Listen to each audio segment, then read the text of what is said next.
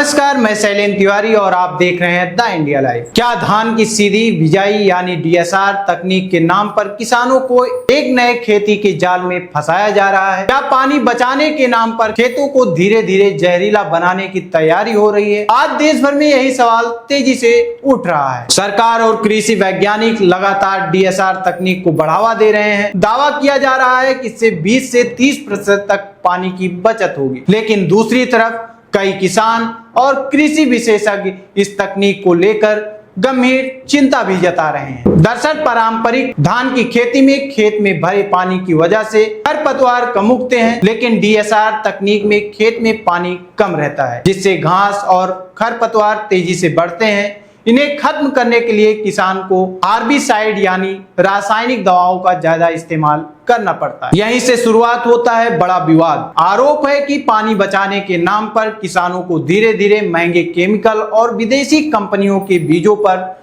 निर्भर बनाया जा रहा है। विशेषज्ञों का कहना है कि लगातार हार्बिसाइड्स इस्तेमाल होने से मिट्टी की उर्वरता कम हो सकती है और भविष्य में सुपर बीड्स यानी ऐसी घास पैदा हो सकती है जिन पर दवाओं का असर ही बंद हो जाए। कई सवाल सरकार की नीतियों पर भी उठ रहे हैं। एक तरफ किसानों को पानी बचाने की सलाह दी जा रही है, वहीं दूसरी तरफ चावल से एथेनॉल बनाने में भारी मात्रा में पानी खर्च हो रहा है। ऐसे में किसान पूछ रहे हैं, पानी बचाने की जिम्मेदारी सिर्फ खेतों तक ही क्यों सीमित है? कृषि विशेषज्ञों का एक वर्ग यह भी कह रहा है कि अगर डीएसआर तकनीक को सही तरीके और संतुलित नीति के साथ लागू नहीं किया गया तो आने वाले वर्षों में मिट्टी की सेहत पर गंभीर असर पड़ सकता है। हालांकि सरकार और वैज्ञानिक का दावा है कि नई तकनीक से खेती आधुनिक बनेगी, लागत घटेगी, पानी की बचत होगी, लेकिन किसानों के मन में सवाल अब भी बरकरार है। अब बड़ा सवाल यह है, क्या डीएसआर तकनीक खेती का भविष्य है या फिर यह किसानों को केमिकल आधारित खेती की ओर ढकेलने वाला नया मॉडल